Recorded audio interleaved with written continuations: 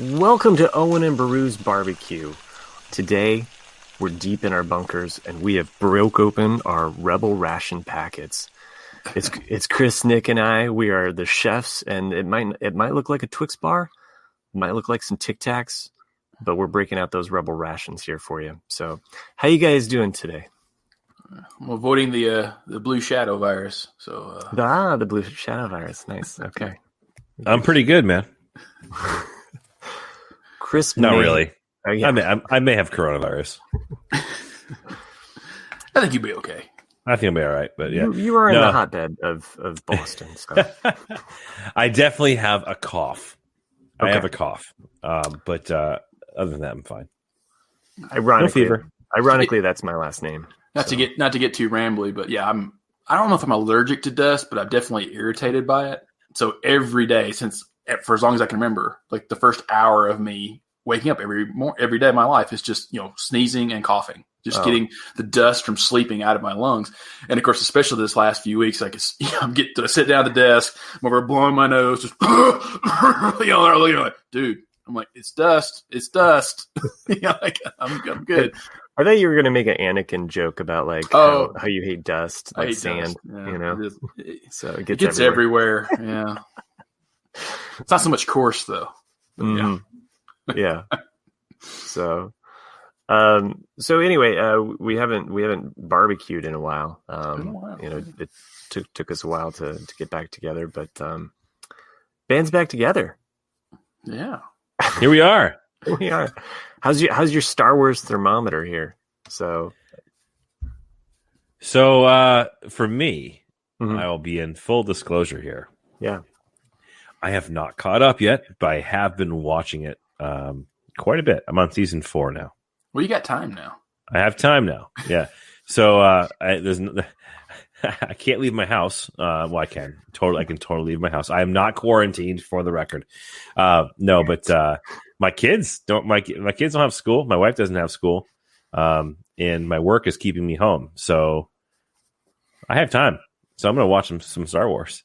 Yeah. I will just say that as someone who was binging with my kids, trying to, I had seen all of Clone Wars, but they hadn't seen it, and so we were definitely in a binge mode leading up to the premiere, of season 7, and it was so funny because it was like you're just rushing along, like 5 episodes a night, 3 episodes a night, 10 episodes on a weekend, like we're just barreling through it. And you get to the first episode of this season 7, and you're just like, oh, just got one. Yeah, I know. Right? It just felt so in. You still have to wait. Yeah. So no rush there. You still have time to catch up before the end of this season. I think a lot of these streaming services are going to start doing that. Like, whereas in, Netflix has always just dropped it all like on one day, where you can binge it in a couple of days. I think, especially with Disney Plus, it doesn't have a lot of original content, as well as some other ones. Like I said, like Devs on Hulu, they're doing it 1 per week. And so it's just kind of like, oh, all right. That's one way to keep people subscribed. Exactly. Yes. That's what I'm saying. It's a better exactly. business model for them to do that. It's like, oh, smart. Yeah, well, and gets people podcasting and talking and all the fan speculation. So that could be fun. So, I'm excited about the novelization of Rise of Skywalker coming out soon. I haven't bought it, but it's kind of in my Amazon cart. I believe it's supposed to hit sometime mid-March here or coming up. Oh. And there's been all kinds of articles about it, though. I assumed it was already out. No, it's all of the people that write the reviews and stuff like that. They get early copies, and so they're spoiling certain things. And I'm like, I don't want to. No, I want to read the book. I just want to find these things out. And here, there's already people breaking the novel down, and it's not actually out. So I am looking forward to kind of jumping into that, because they typically in those novels go into more detail and sometimes explain or flesh out things that can be, well, we could be nitpicky about, we'll just say. Anyway, that's kind of on my Star Wars radar, coming up, things that I'm excited about. And, I've been enjoying this season so far. Chris, aside from Clone Wars watching, like any other Star Wars news that has kind of piqued your interest, or toys or video games that you can? I'm curious also about Chris, because I remember, I think the last time he was on, he was still reading Heir to the Empire, weren't you? The trilogy, or you were reading something about? I know you're reading. I've read almost all of it now. He was in Thrawn. Thrawn, yeah. I was reading Thrawn. Yeah. Okay. So I've actually mentioned this. I'm going to kind of go into a tangent here about Rise of Skywalker here for a minute, but I talked about all the books that I was reading and / listening to for my commutes, and I'm upset, really, in how it wasn't used in any of none of that material was even thought to be used for the development of this most recent trilogy of movies. And there's a whole lot of stuff they could have done and taken from these books, specifically the Aftermath series, that could really have made this series, this last trilogy, even better. And you could have had a storyline that spanned 3 movies that helped explain why all of a sudden Palpatine had a fleet of starships, that just rise out of nowhere that are all manned by people. And there's a ton of really cool content and stories in the Aftermath series that could have lent some material to that. And I think that the general populace of people would have enjoyed that development of the storyline much better than the product that we did receive. Yeah, no, I'm with you on that. I think that was one of the things that came up in our review of it, was that hey, R2. Oh, was that on this show? Or was that on the Ramble? I can't remember. I'm sorry. I think it might have been on this show.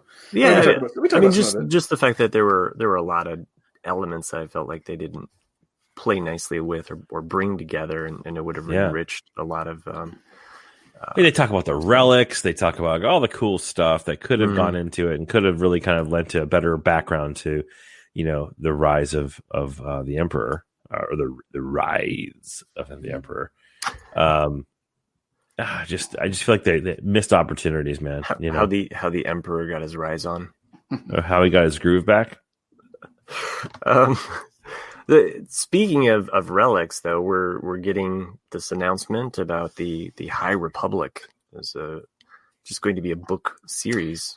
Oh, just a book series. Okay. Yeah. Did you see the trailer for that, Nick? Yeah, okay. I was thinking, the trailer. I think a series, like an actual series. I don't know how interested I would be in that, though. It's just a book series. I mean, I think they're just different stories that are going to connect to this idea of the High Republic. So, I other than the trailer that dropped, I don't know what books we're getting, but it seemed like there's going to be comic books, there's going to be novels. Yeah, that trailer that dropped. Are you talking about the trailer from StarWars.com? They kind of go through the character development and whatnot. Yeah, yeah. It looks like it's going to be a graphic novel. It's going to be a series of comics. I saw an interesting concept the other day. I'm not sure if it was just an article, but it definitely had the art for it, and it was Disney should make rated R Star Wars films. And the first concept was like life on Hoth, so you had, like Wampa's actually killing people. And I was like, oh, that would be interesting. Like just some kind of, because you're on a snow planet where life is already hostile to you, and then have this kind of come out. It's the same as like, the zombie stormtrooper, like anything like that would be interesting, for adults to watch. Because that world is so vast, you could do anything. Yeah, the zombie clone trooper, books, right? Like, weren't they clone trooper? And no, they were stormtroopers. They were stormtrooper. Yeah, those books always kind of had a interesting vibe to them. I didn't, not something I picked up and read, but I could see.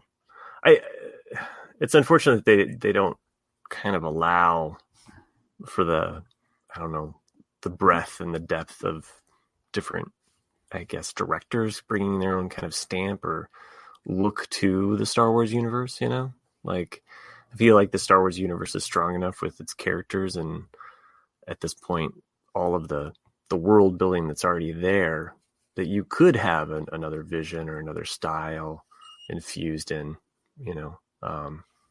so we can only hope, especially moving forward with the Disney Plus, and the likes of what more we're going to get down the pike.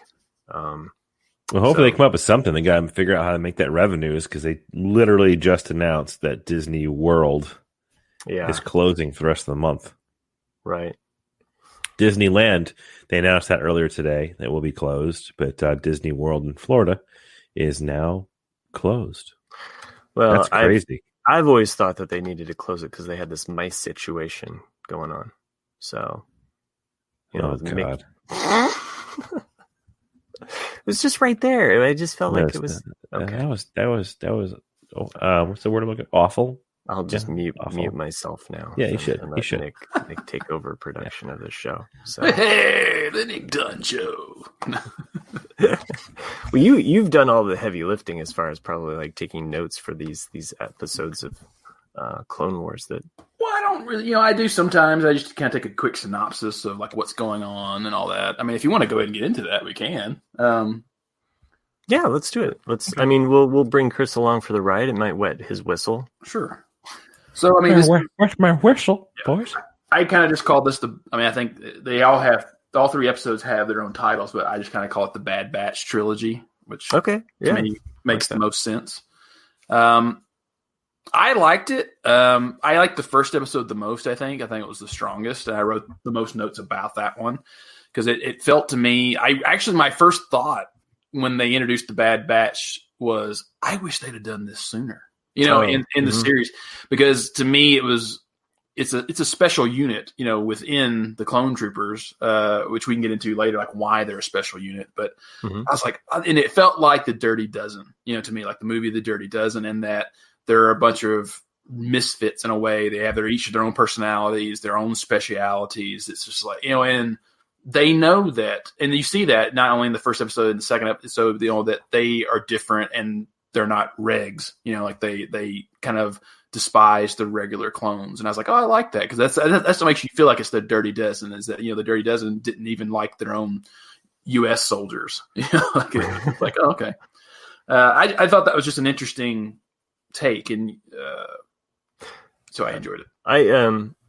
Did you think 2 of the members of the Bad Batch were based off of Sylvester Stallone characters? Yeah, I can see it now. I never thought that, but I can see it. Yeah. I was like, okay, this one's like Rambo, and this one's like Sting. Definitely the Rambo. Yeah, I was like, okay. He's like, he looks like, yeah. The sharpshooter had the match kind of in his mouth, or the stick kind of in his mouth. So I was thinking. Didn't he also have a bandana around his head? That was the Rambo guy. I can't remember what his clone trooper name is now. Off the top of my head, but he's the main one that. That's I wrote him down. Of course you did. You were Hunter. Hunter, yes. Mm-hmm. So anyway, okay. So just to set up Chris as well. Yes. So the Bad Batch is called Clone Force 99. Ba-ba-ba-ba-bum. Yeah. Sorry. And basically, they are. Where did I write that down? They're defectively born clones with desirable mutations. So each one of them. So Hunter's the leader. He's the smart. He's not smart, but he's just the leader type. He's the Leonardo of the Ninja Turtles. Prefers a knife. Yes. All right. He is pretty deadly with those knives. Yeah. You have Wrecker, who is the strong guy, the typical Zeke-like character from Rebels. Like the grunter of the group, but he is funny. The brute. You have Crosshairs, which is the sniper, and you have Tech, who is the specialist. And I kind of original. I kind of felt they went a little stereotypical with Tech. Like, you even had to give him glasses. Why did you have to give the guy glasses? I mean, you designed a flaw into him just because he's smart. Like, what the hell? I felt the same way, and you kind of have to remind yourself, like, okay, Clone Wars is for kids, and there's something about the Bad Batch that is inherently, boy, about it. It's just like a boy could like draw up his plans. Like, we got to have a heavy, we got to have a tech guy, we got to have a knife guy. why don't we have an explosive demolition guy? Exactly. Like, I feel like I'm playing like ice hockey on Nintendo. Got to have a tall guy, got to have the fat guy so he can fight, and I got to have the medium-sized guy so he can go on the ice. Yeah. there you go. Well, the clones thought of that. So, All right. So basically, they're on the planet Anaxis. Did I say that right? yes, you did. So this is where it opens up as a battle. This is a Republic a fleet assembly planet. So they build all the ships there. And this CIS has attacked under Admiral Trench, which I thought was a nice surprise because he's only in one episode in season 1. Yes. And this is actually, the Admiral Trench episode is actually chronologically, I think, the first or second episode. It is. You remember the spider guy? Yeah, the spider Chris? guy, Chris. Yeah. The one that just clicks all the time. Like, Yeah, he's like Yeah. He's very early on, and he's definitely like a kind of like like a chess player. He likes to. So yeah. Yep. But if you remember that episode, Admiral Trench, he was running the blockade, and that's when they have the invisible ship that goes by with Anakin, and then, but anyway, but his ship gets blown up. And so you assume he's dead, even though it was a great character. You're like, wow, why would you kill a great character like that? Because no one dies in cartoons. But you see him, and now he's all very much General Grievous. He's still a huge spider, but like he's got mechanical stuff all over him and all that. he's more machine now than spider. Yeah. But Admiral Trench and the spiders from Mars. He's also in episode 2. Yes. Well, I think that's the one. I think that's the one that he's in. I mean, talking about the movie, episode 2, Attack of the Clones. Oh, okay. he is? No, not the Attack of the... No. The Clone Wars movie. Is he in that? No, he's not in the Clone Wars movie. No. He's just in that one episode. Yeah. Yeah. Sure. He is in Attack of the Clones. Okay. Admiral Trench is in Attack of the Clones. I don't think so. All right. Okay. Let's prove us wrong. Yeah. Somebody out there is looking this up and yelling at Chris, going, no. Or they're yelling at us. Or yeah. So. How did you not know he was in episode 2? I thought you guys did a Star Wars podcast. So anyway, Admiral Trench leads, and they actually capture, the main facility of where the production of the ships is going. And you see Cody and Rex talking with Anakin and Mace Windu and a couple other Jedi about how is this possible, and basically Rex believes that somehow they have learned how to, because they figured out their plans. Their plans, yeah. Or how they like lay siege and war. It's kind of like they. I couldn't think of the word droid. That's what I was looking for. But the droids have always used analytics, so they've analyze every single attack that the clones use, and then try to anticipate each time they do it. And it works sometimes. It doesn't work sometimes. But now they've gotten too strong at being able to calculate and beat the clone troopers. So Rex believes that. They somehow learned how Rex thinks, and because he's like their best strategy guy of the clones.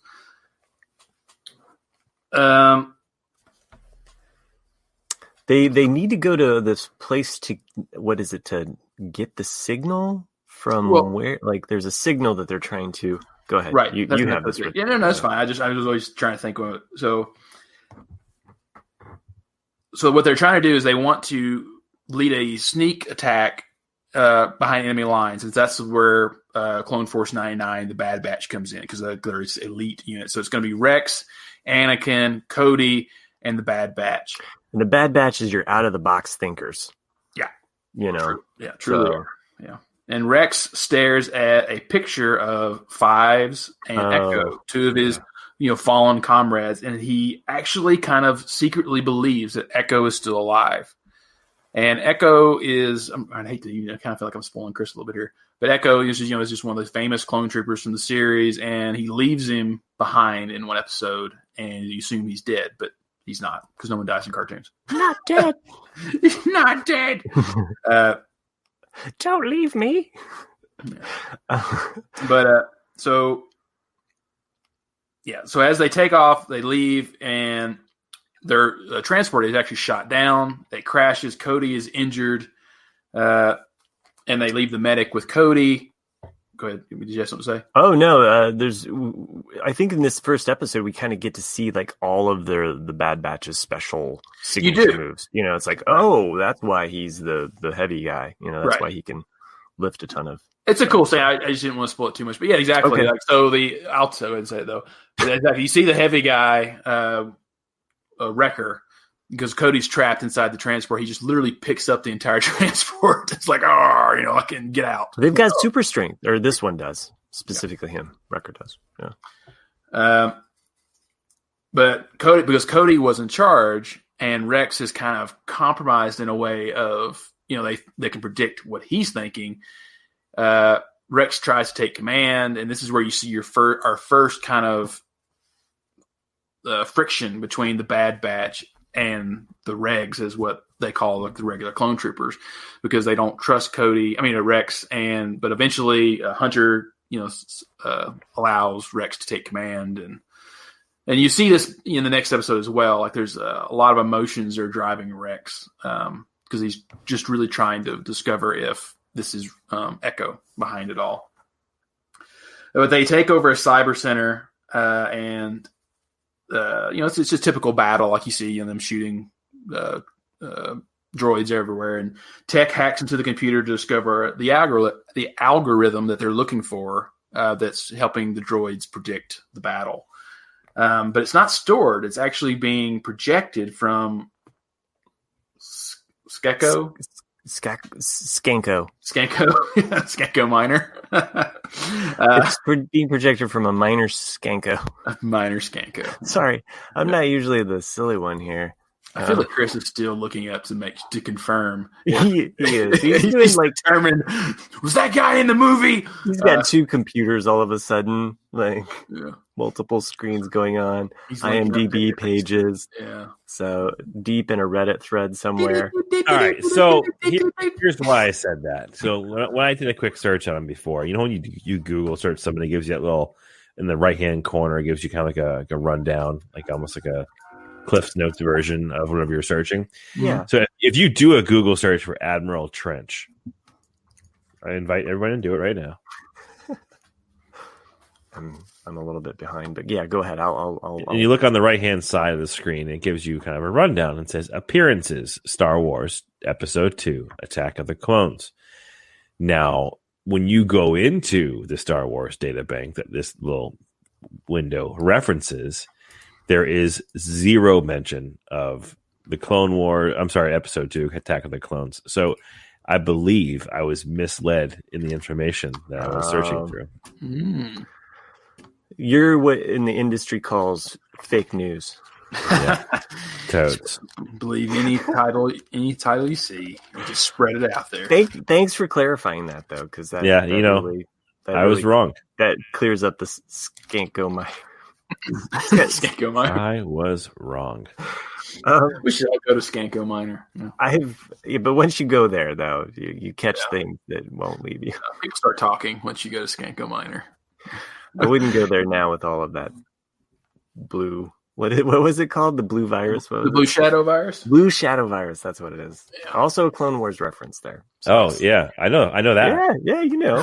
I saw that episode. It's a very tame version of that, though, because if you actually read the comic books, that's one of the first thing Ventress does, and she actually like annihilates like that entire. It's a moon actually that she infects the virus and actually kills off like the entire moon population.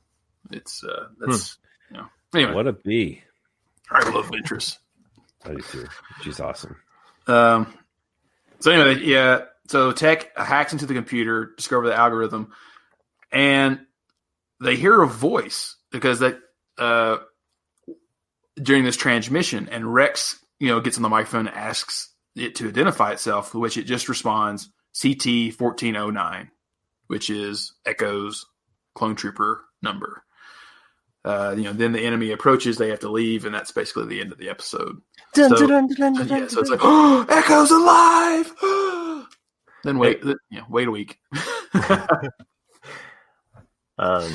Yeah, my daughter was sorely disappointed because the whole time, every episode, she's like, "All right, this is the one where Ahsoka's back." No. It's a little bit of Charlie Brown football with my daughter and waiting for Ahsoka Tano to show up. So, is this gotten you excited, Chris? Are you? What the not yet return of Snips? No, I guess. Okay, Sky Guy. Yeah, because he is like actually like your last name works with that, Chris. It really does. Yeah. If you only knew the mail I receive. Oh, well, you should see it. Like the variations of my last name, many of which are Star Wars related, are endless. Oh, I thought I was confused. I got what you're saying now. Male, like I was like male or female, it doesn't matter, man. Like, U.S. male. Hey, doesn't matter what country they're from, man. Like, it's your choice. Anyway, right. Anyways, the second episode, we I can't remember the name of A Distant Echo. Oh yes, I liked the title of this one. A Distant Echo. So we learn more about this kind of you know what I like about the clone story arc here that we have going is it does remind me of some of the previous clone themed episodes that we've had throughout the show, and some of them have really stand out as kind of showing like kind of how human they are and how different they can be. Yeah. So. Yeah, I liked that as well. There's things I liked about these next two episodes, and that was definitely one of the things I did like, is that you're seeing the human side of these clones, that they are their own personalities, and they have emotions and attachments like any human being would. But I was also disappointed with a little bit with the subplot, in that how many times do we have to go to a planet to where it's like the people there are like, oh, we're just naive and innocent. And we don't want war, and please go away. Yeah. And then, we have to defend you. And it's like, how many times have we seen this story? I'm right there with you on that, Nick. Like, in fact, rewatching all of the Clone War episodes and then getting to this point in I think it's episode 2 or 3. I don't know which one, but we can just kind of vaguely talk about it in generalities, and the fact that there is a people on the planet that are, we just want peace, man. We're like Native American hippies that don't really hippies. Yeah. Space hippies. Whoa, man, that's a cool gun. Yeah. We don't want your war. Go away. Okay, I guess since you brought the war here, we'll just fight. Save you. Fine, whatever. Boy, they were not fighters either, because no, they were not. I will let you know that it's like fighting water with those people. It's just like you can just toss them around like buckets. So the Ewoks put up more of a fight than these native people. Well, yeah, so. The Ewoks had fixed fortifications, so. True. That apparently the biker scouts did not see in their entire occupation of Endor. Well, Pablo was working on those traps the whole time. Like, Pablo was basically like a rogue agent. He was almost like the Bad Batch within the Ewok village. Mm-hmm. So, anyway, I digress. So, next episode, we get a scene now. Probably one of the top 5 moments, I think, of these first 3 episodes. I think it's in the second episode where Sky Guy gets a special call from his... Yes, exactly. If everything I remember from this episode, that's what I remember as well. Mm-hmm. And it was not really the call I remember. I remember what after the call is what I remember. Yeah. The Obi-Wan moment. You're right. Exactly. Yes. The Obi-Wan. But let me just set it up. So Rex and Hunter... Clone Trooper Rex, Clone Trooper Hunter are awaiting permission from the Jedi, some of the Jedi Council members, so they can go rescue Echo now that they have got a suspicion that he is alive. But then here we go. So Anakin makes time to have a Skype call with Padme. Never mind the urgency to go rescue someone. I gotta have a little, a little romantic time with my woman. Yeah. And this was also controversial, too, because, at this point in the war, she's got a little bump. She's holding her. You don't really see it through the hologram, but it's like, clearly, she would be pregnant at this time, maybe, and what's going on here? He's just oblivious to it. Yeah, completely. He's just like a dude. He's like, he just loved her. He accepted her body for no matter what it was. Wow, Padme, you've been really eating a lot of those. Lay off me, I'm starving. Oh, Chris Farley, rest in peace. Meanwhile, she's got like a bag of like Hut chips, like in the background. I don't know. I just imagine it's like a Hut brand of potato chips. So all the fat and the carbs. Yeah, they taste a little froggy. Yeah. So anyway, he leaves Rex outside to be his decoy. So like, just block Obi-Wan. Just block him. I gotta talk to my woman. And you're like, okay. I don't even remember what the phone call was even about, other than like, you've got to save the planet or whatever. But what's interesting about this is that, Obi-Wan does show up and, he talks to Rex, and, Rex is trying to stall like, oh yeah, the general is in there inspecting my helmet, or whatever. And you're like, okay, but what makes it interesting, I mean, not to step on you, Matt, if you want to say it, but no, I've got nothing what makes it interesting is once Anakin comes out, I guess he could feel it, what Rex was saying, because he does toss in the helmet. So like, you're like, okay, they pulled one over on Obi-Wan. And then Obi-Wan goes, well, did you at least tell send Padme my love? And so you're like, oh crap. So and not only is that a cool, like, that Obi-Wan knew, but it really gets you thinking about, did Obi-Wan know this whole time? Yeah. I mean, I like these moments that they can bastard. I like these moments that they can interject a little bit of retcon without it being a retcon. It's a little bit of like saying like, no, Obi-Wan suspected the whole time. Like he could sense when Anakin was thinking about her, or like, checking her out in the other room. Like, I mean, he was aware of like his, I think, emotions much more than what they let us know on screen. So, but I mean, Clone Wars, for what they are, like, they show this friendship between Anakin and Obi-Wan so much better than what we got in the movies. So, anyway, so this episode though is really about them going to Skeko Minor and really trying to see if this source, they're getting a signal, right? And they're trying to track down the source of this signal, which they believe to be the distant echo. But also, I think this episode, because even though it kind of feels like a little bit like a filler or an in between episode, they're really trying to hammer in emotion in this one, and I think that's the whole point of the Padme thing, the whole Obi-Wan thing. Is like, we all have these connections, with people, because you see that with Rex. He's before they get on the mission, he's like really eager. He wants to save his friend, and you see it again, like Trench calls ahead of time, to warn, the Skanky planet that the clone troopers are probably going to come, and you see that this is the first time that there's a tension. The second time, sorry, you see tension between the Bad Batch and Rex, which is a regular stormtrooper, because I think it's Hunter or maybe the sniper one that talks about, because like Rex is kind of confessing, that he feels bad because he left Echo behind, and one of them actually says, "Well, I would have left him behind too." He's just a reg.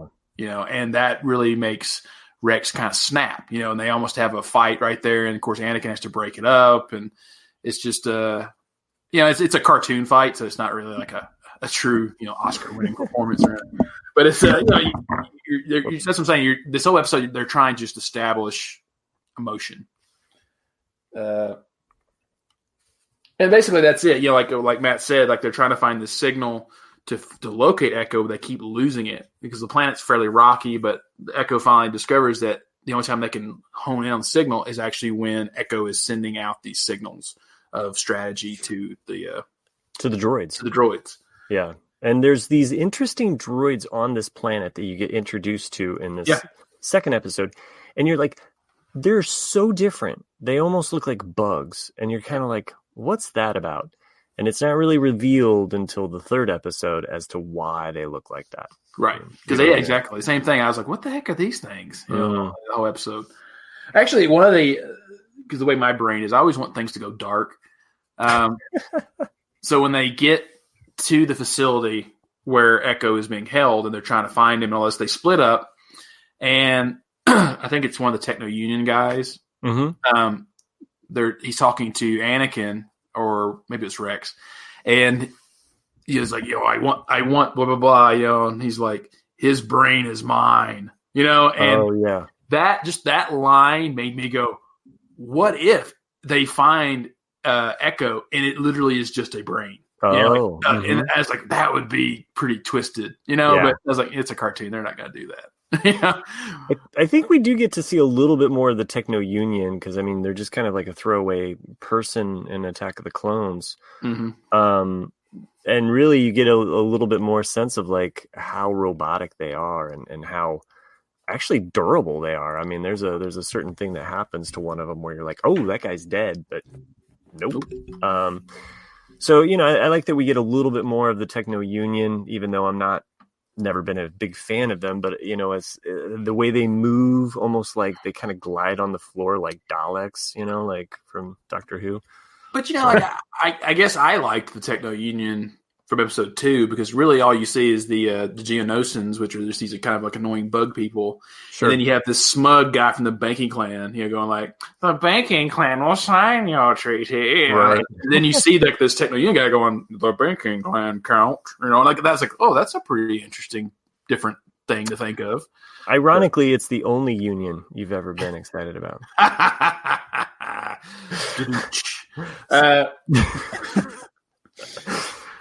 But they did, yeah. But they break into this facility, and Rex is looking up at this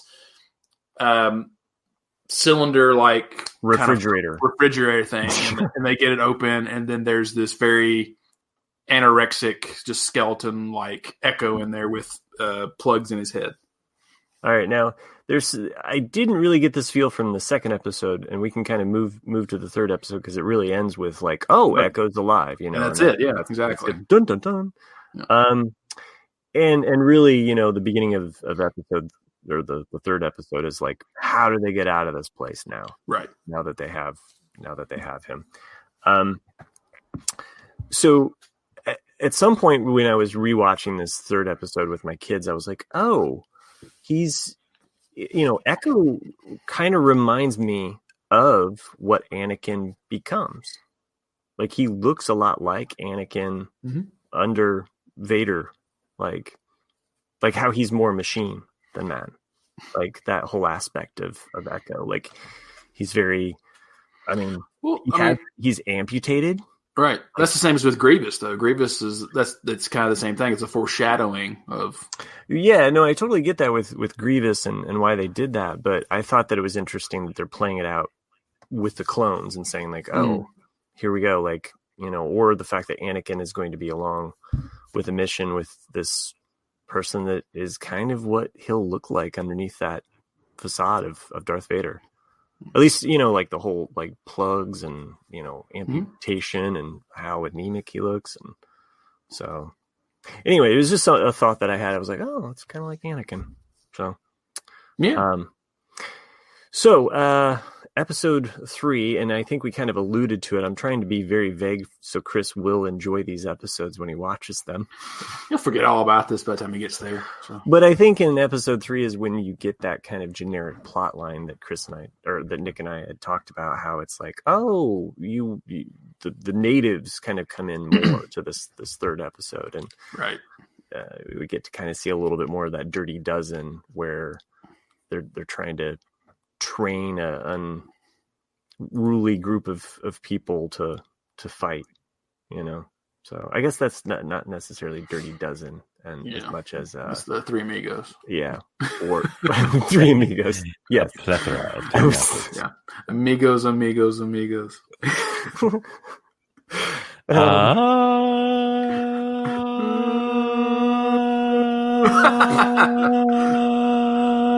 doing it. Amigos.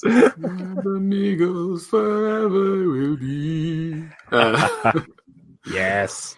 Infamous. That means he's infamous. Yeah. So He's so famous. He's infamous. Famous. Yeah. Oh man, I gotta watch that movie. It's so good. You know, like So I remember good. never as a child getting the mail plane joke Oh yeah. ever. Like until I got older and I was like, oh, I get it now. Yep. Oh, I'm about to watch that again. I love it that he gets him a sweater.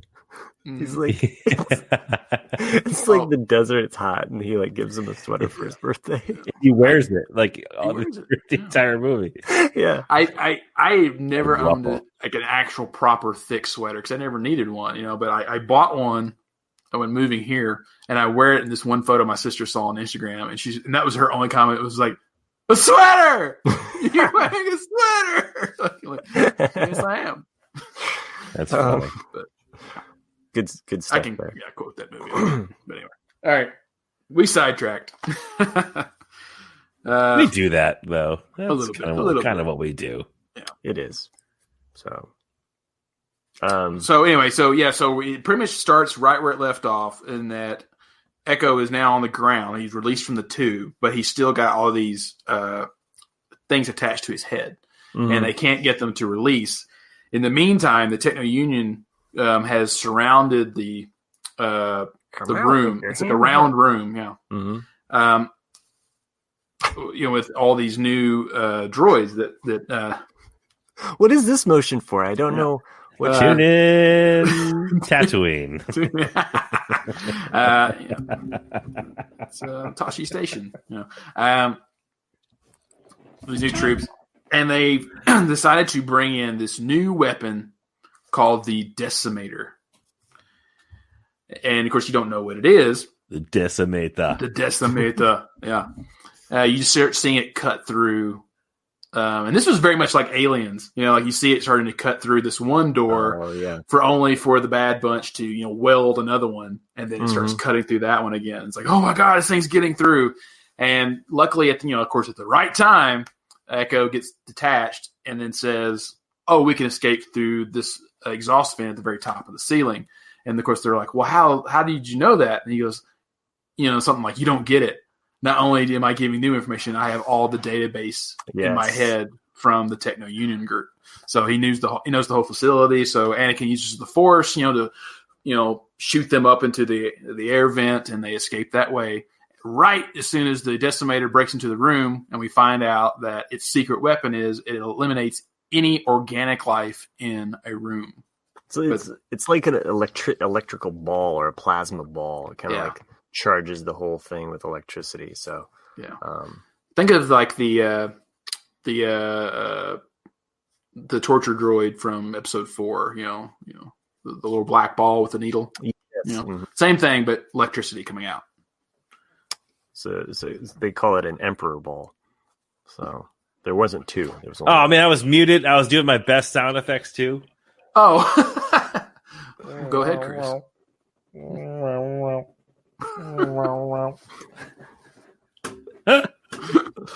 Okay. I'm sorry, folks. This is literally the only thing I can contribute to this recap.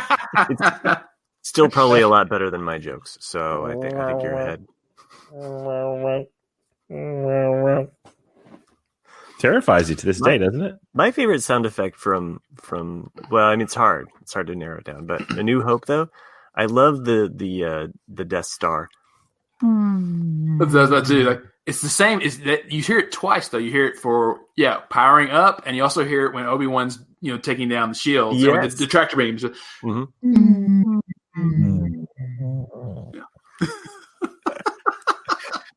Yes, we are geeks.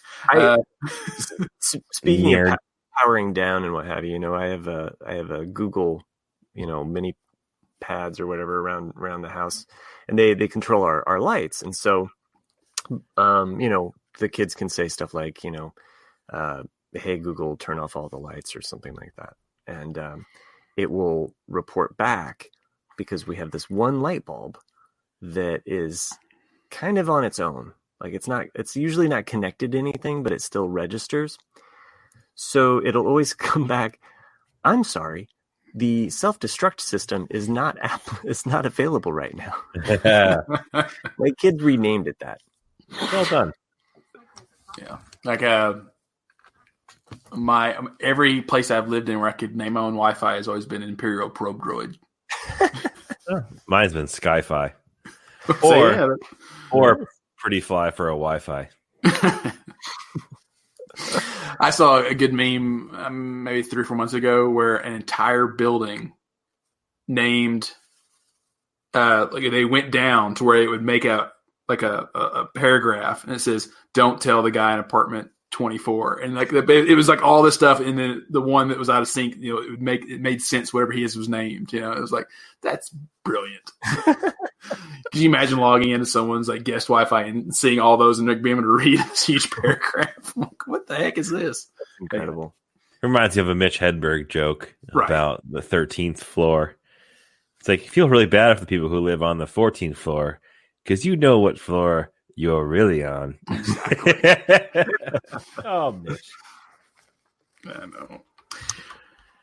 Well, anyway, what else you got there for us, Nick, in your notes? Yeah, I didn't write much for the last one, but basically, so they get out of the facility, and Tech, one of the Bad Batch bunch, summons these Kuradaks, which is the native. Yeah, the native. They kind of think of them like the flying things from Avatar. Like these Minox. The people. Yeah. The people from that planet reminded me of the Avatar people. Yeah, exactly. Yeah. So, yeah.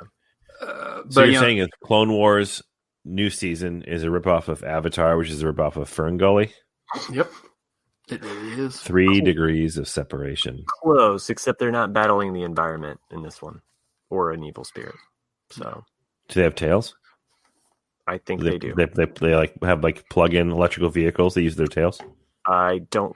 They didn't get into that much detail. Maybe that happens in the 4th episode. We'll see.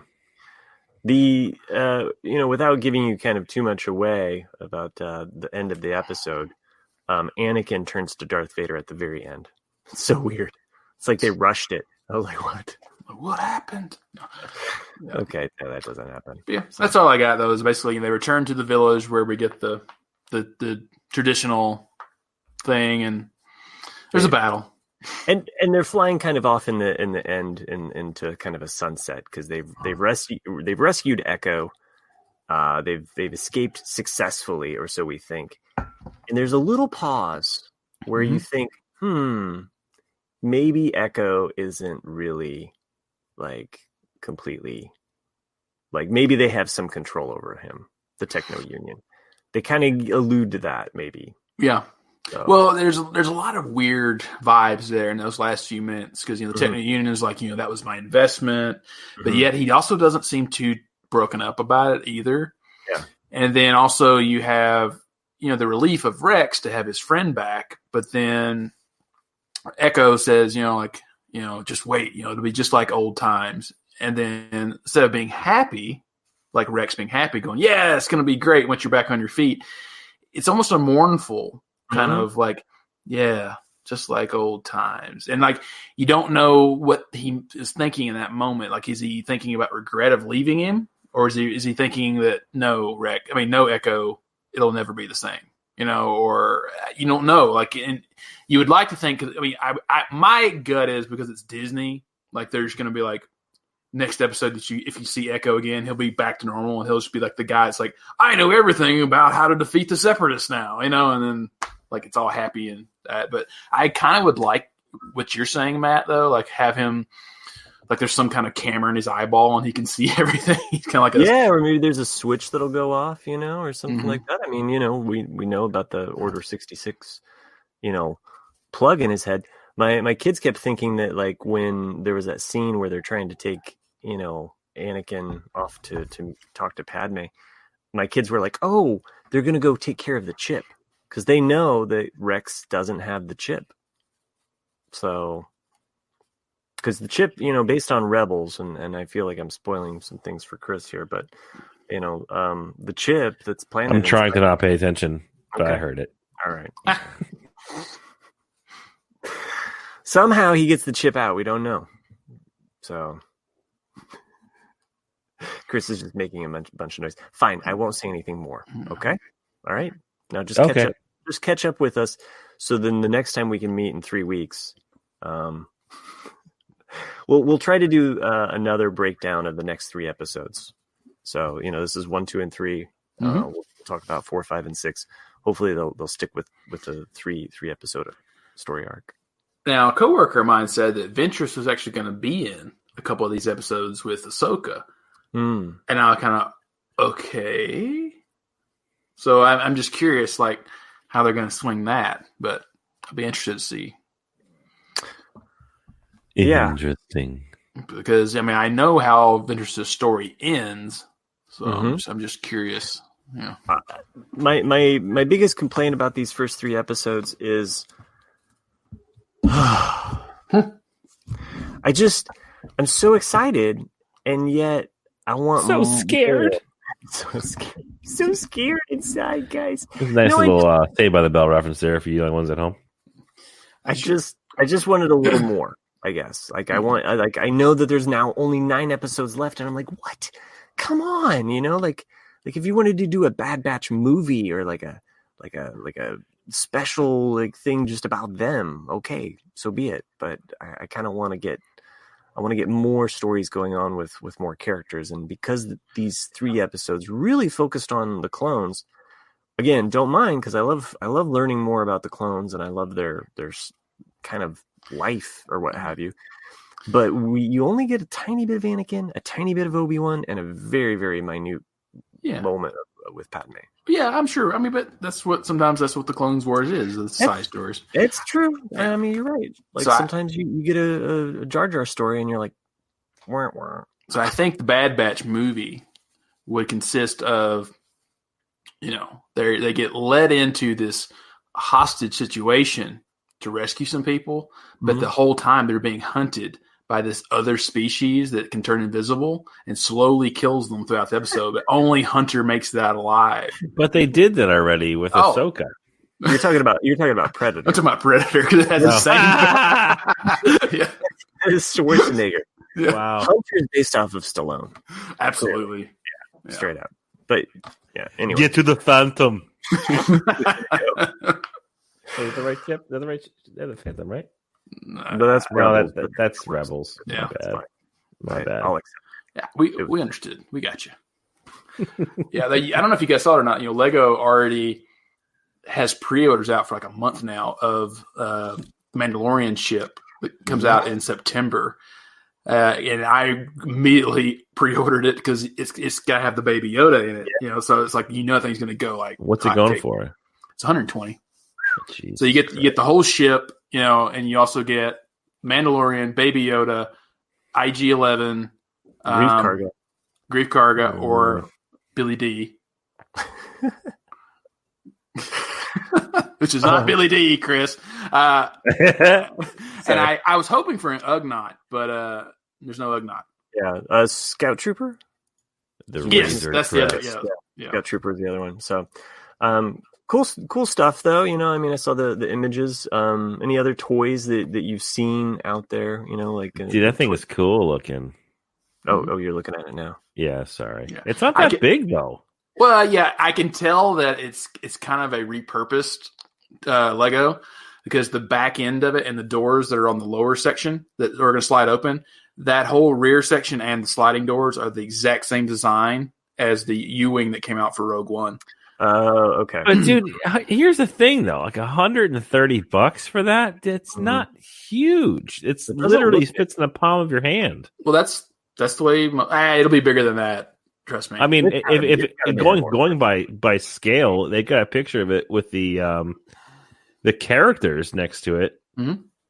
That thing is really small. Yeah. Legos are getting more expensive. They are, and that's ridiculous. That's what's not like. I forget who I was talking about. Like, if you look at the X-wing that came out, even 8-10 years ago, and you look how many pieces are in that, and how long the gun, like the long for the X-wing, the sticks for the guns, that actually looks fairly close to what the X-wing should look at. But you look at the ones that are out now, they're like $10 or $20 more expensive than they were 8 years ago. But there's fewer pieces, and the guns are extremely short. So it's like they're trying to now separate it to where it's like, okay, these are the adult Legos and these are the kid Legos, and it's kind of strange. Size matters not.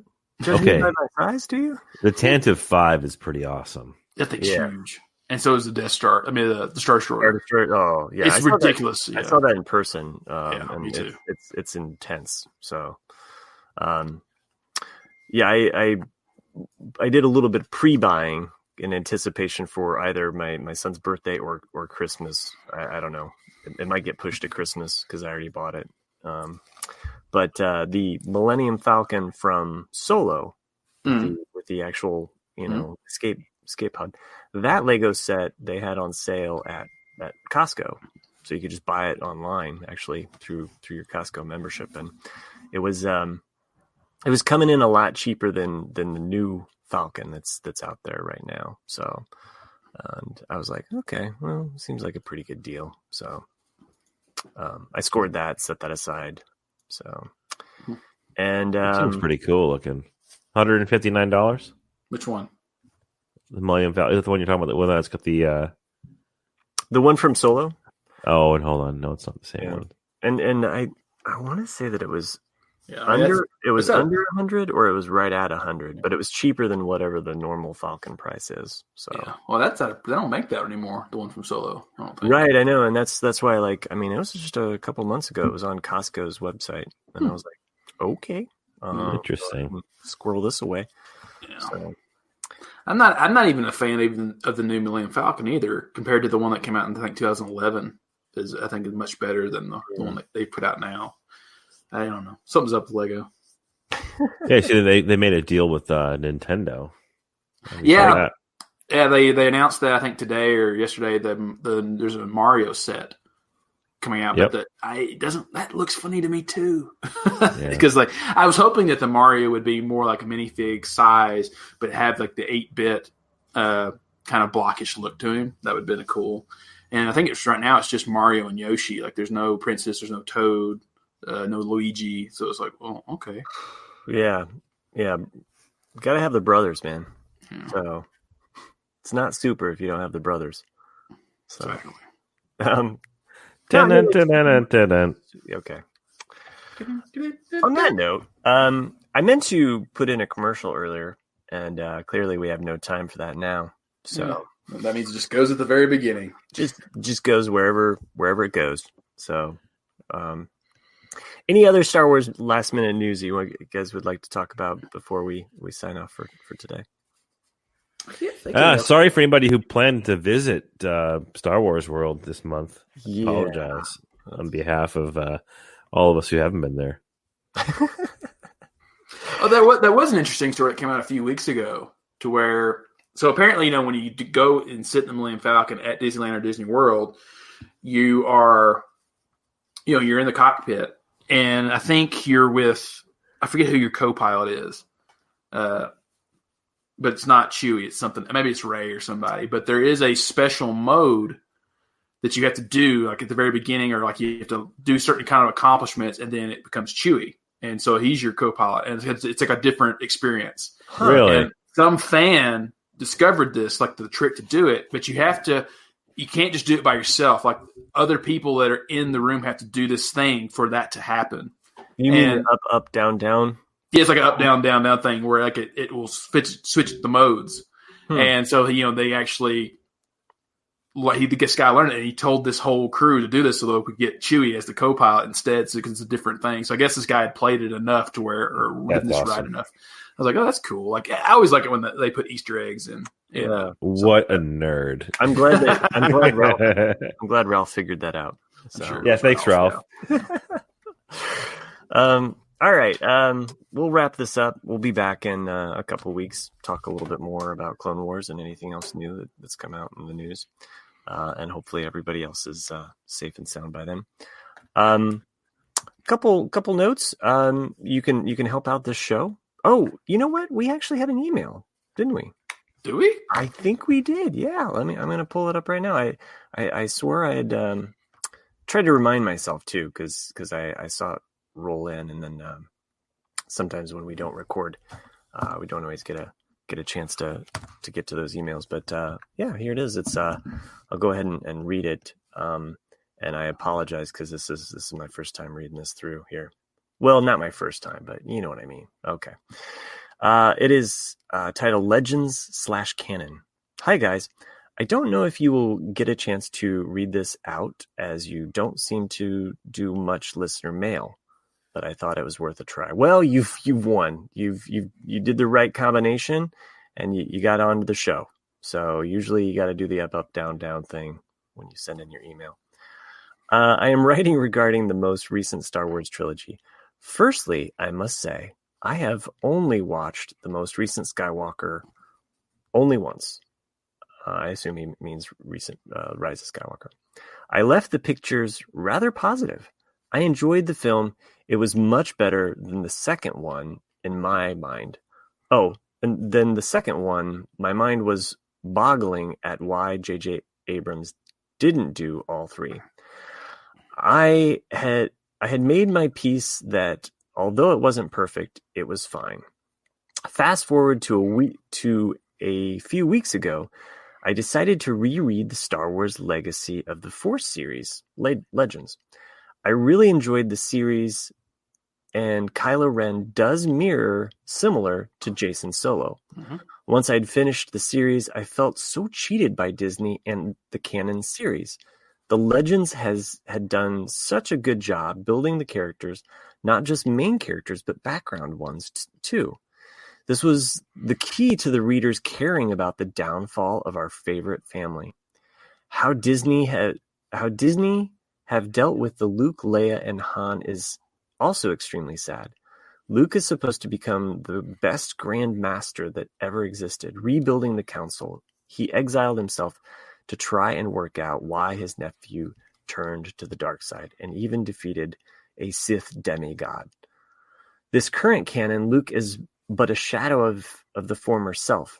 It's also a shame that they won't be able to do a series about the Yuuzhan Vong War or anything, all of which built to an amazing series. Overall, if anyone feels cheated by the new canon, go back and read the old Legends, particularly this area of the new Jedi Order. Thanks, Lloyd. Well, thank you, Lloyd, for writing in. We do try to read everybody's emails, and I'm really glad that you went into some of that detail about the Legends. Mm-hmm. Nice. And I think that's one of the reasons why there's a number of reasons, and a lot of them are valid, why people feel cheated by the new trilogy. I agreed with Mark Hamill even after the first one, and that he wasn't in it other than the last 2 minutes of the film, but he hated that there was never an on-screen reunion between Luke, Leia, and Han. And that was the first one. It's like, we had one choice. We had one chance to do this, and it didn't happen. So that was like the first one where you kind of feel cheated, and then exactly kind of what he's saying about the second one. I don't think JJ didn't want to do it anyway.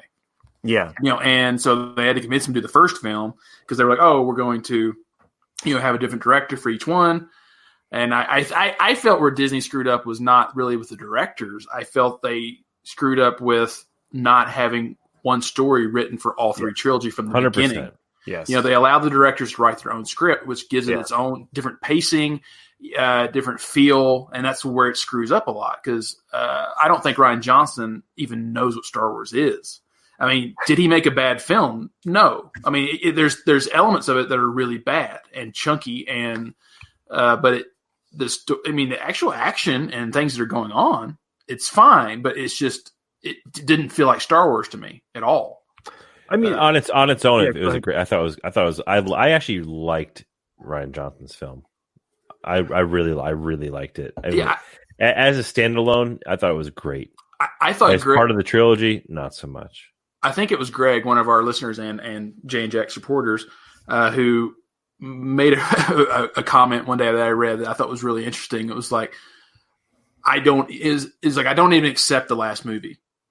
He goes, because if you really like Rian Johnson's film and the way that ended, it's like it ends on a vision of hope in that, the future. I mean, the future of the Force is wide open. Mm-hmm. Anything can happen. Whereas in the new one, just kind of fizzles out, and you're just kind of oh, okay. Just to underline one of the comments that you had made, like there is no cohesion. Yeah, that's what we're missing from it, and a master plan. If they had a master plan in place, well, then in the comics that they had worked so hard to like reference different things that happen in the movies, you could have been laying the groundwork and saying, okay, you go ahead and have a comic book that connects to this, or a novel that comes out, or have Chuck Wedding, like, have those elements connect, and really that's all fans want. When people said there was fan service in these movies, okay, it's all fan service. We're all fans of the movies, right? What's not fan service is not actually connecting any of the dots or having a cohesion amongst all three movies, or even with all of the extra stuff. And that's what gets fans frustrated. Is it when we don't see our characters, or when we don't have these story threads that we've read and that we love, to the listener that wrote in, Lloyd, I do think they're bringing up elements of the Vong War with this High Republic. It sounds like they're kind of maybe hinting at something that could be kind of like that.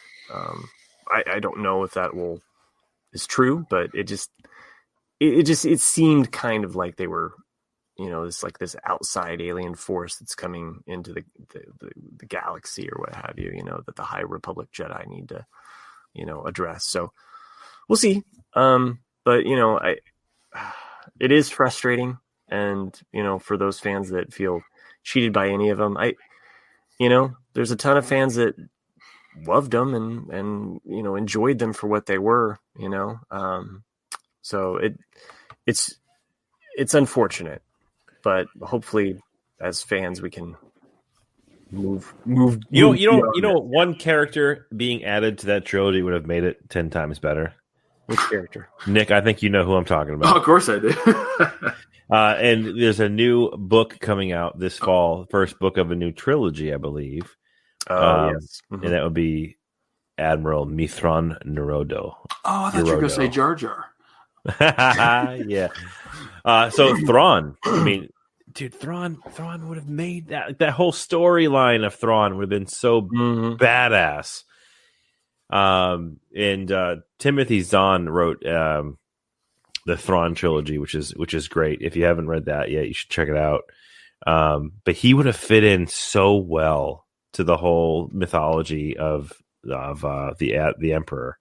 And I am not even saying like they needed to redo Heir to the Empire. No. They could have echoed some of that stuff, or like just had a little bit of that legend stuff bleed in, and it would have helped. I'll go to the day I die, though. I think putting the Emperor was a huge mistake.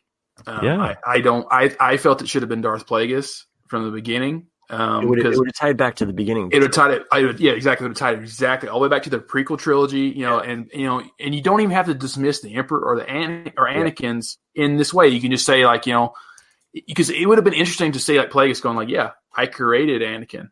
He is my grandson. So therefore, Ben Solo, you are my great grandson. Or you could have so many layers to all this happening, and and he's like he's like Sidious for all he did. He was really just my puppet, because like, and in a way you could even say like, yes, Anakin did bring balance to the Force, because now we get rid of all the Jedi. There's only you and me that remain. Right. Even not going that far, you could have pulled another thing from what's his name? What's Wendig or whatever his name is. Yeah, Chuck Wendig. And you could have not pulled the Emperor in, but you could have pulled his disciples in. You look at, was it General Rax, right? Mm-hmm. General Rax's character is this incredibly flawed and just deep in history character about this guy, this orphan essentially, right? Mm-hmm. Who goes through and is carrying on the Emperor's wishes. Yeah, and in the story they create, through the children that they kidnap, in post Jedi, they create an army in the damn books. Like Yeah. they literally created what we saw at the end of Rise of Skywalker in a much more excuse my pun, palpable story.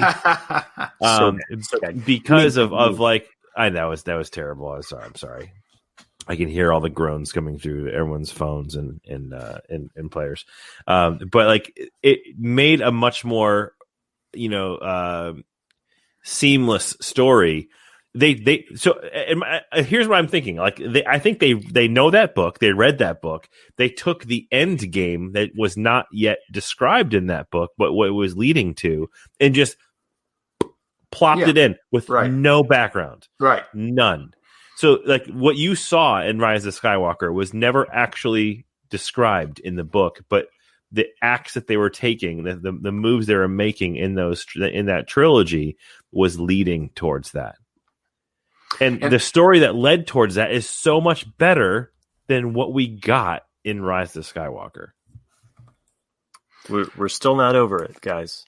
Listeners. And I don't think we ever will. I mean, this is going to be a debate that we'll have for the next 40 years or in our lifetime, because it's like I said, a lot of people feel cheated in that you had one chance to make this trilogy while the original cast was alive and they screwed the pooch. I still say there's an episode 10 on the horizon, and they're probably going to break the whole trilogy aspect. And maybe just have an episode 10. Like, I mean, how cool is that? And we're all going to see it. We're all going to get pissed about it, but we're all going to pay money to enjoy it. Yeah. On that note, before we make this episode too long, I wanted to I mean, I know we could talk. I feel like Nick has at least 5 more things to complain about Rise of Skywalker. But if you want to get all your Lego sets, as we've talked about, you can also hit up our Amazon affiliate link, jandjack.com/Amazon. You got any other Star Wars recommendations? I know on the RCAD we had said that that's our other show that we podcast on. It is a good herb grinder. Yeah. There is a good Death Star herb grinder out there on Amazon, and one of our listeners has actually already bought that Star Wars Death Star herb grinder. Making so many recipes with rosemary and sage. Yes, you can grind up all your herbs that you need with a special little Death Star. Anyway, find all of those items on jandjack.com/Amazon. All of those little pennies go to help out all the podcasters on the Jay and Jack network. You can become a patron by heading over to the jandjack.com website. Click on the patron link, become a patron at any level. You can get all of the bonus content that we do, live shows. And you can rate and review us on iTunes. That always helps this show out, as well as sending in an email that we may or may not read. We'll read it. We'll always read it. Yeah. We're definitely going to read it. You can send in that email at theforceiswelldone@gmail.com. And on that note, I would like to thank special patrons that make this show and all of the shows on the Jay and Jack network possible. A few patrons that stand out by their donations, and we'd like to thank them at this point. Tack from the Tashi station, thanks for picking up those power converters for us. Thanks, Tack. Yeah, we put them to good use. Eckhart Richter from Exegol, we're still not over everything that you've done in Exegol. So, how dare you? How dare you? Maggie from Mustafar, watch out for those lava rocks. They are hot, Maggie. Ed from the Echo Base, we read you loud and clear, kid. Let's blow this. Stop being so creepy. But thanks for the mail. Joanne, my favorite nickname for you, hands down, and I can't come up with a better one, is Joannikin Skywalker. It's still... Oh, that's pretty solid.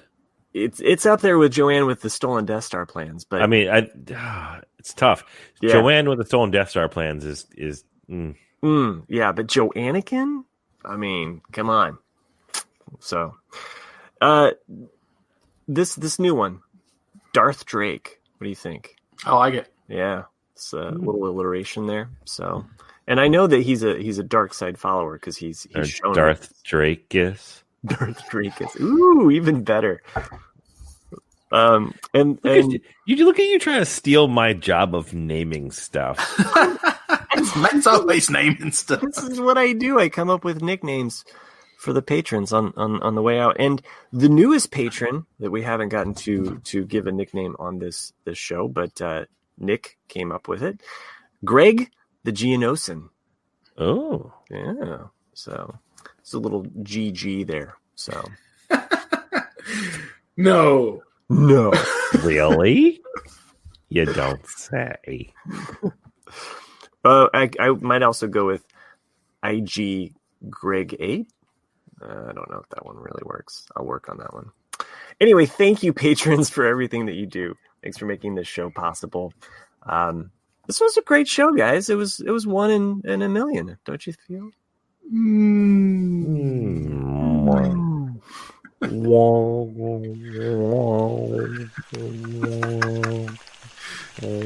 don't think